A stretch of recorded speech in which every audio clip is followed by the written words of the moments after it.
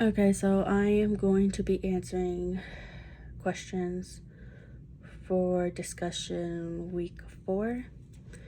First off, the article, The Teaching Learning of Communication Skills in Social Work for Students, a Realist Synthesis Protocol by Reith Hall, argues that communication skills in social work and education under-theorized.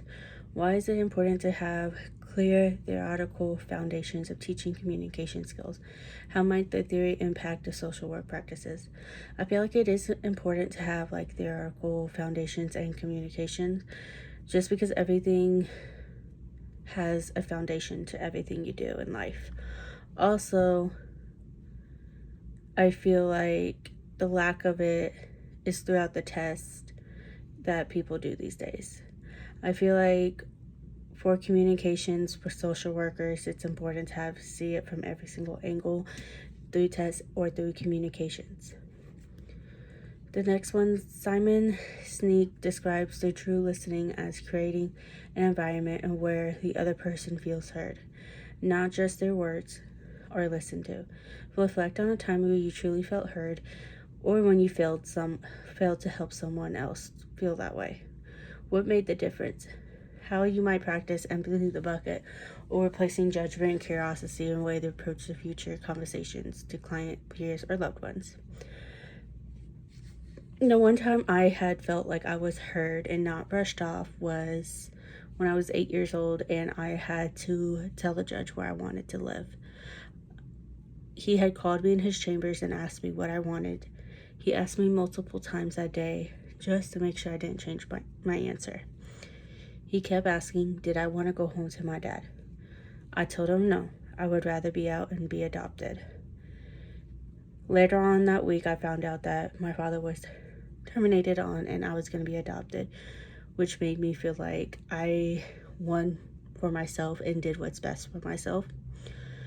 I feel like when you're talking to someone, you can't just talk and listen.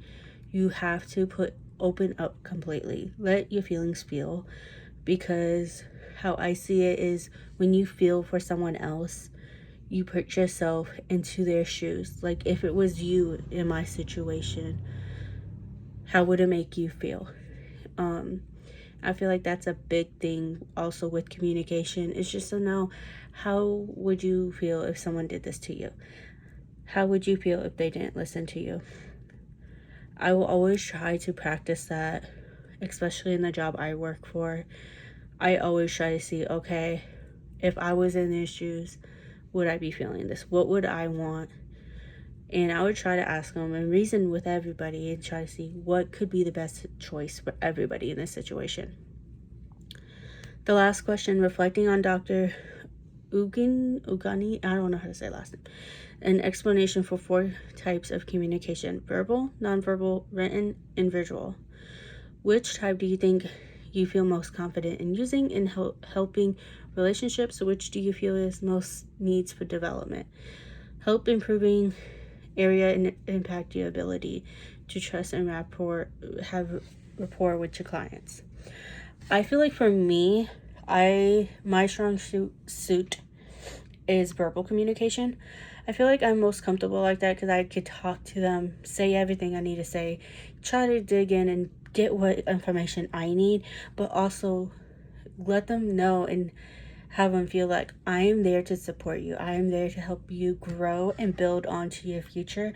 I'm just not here for a conversation. I am here to actually help you get to where you want to be in life.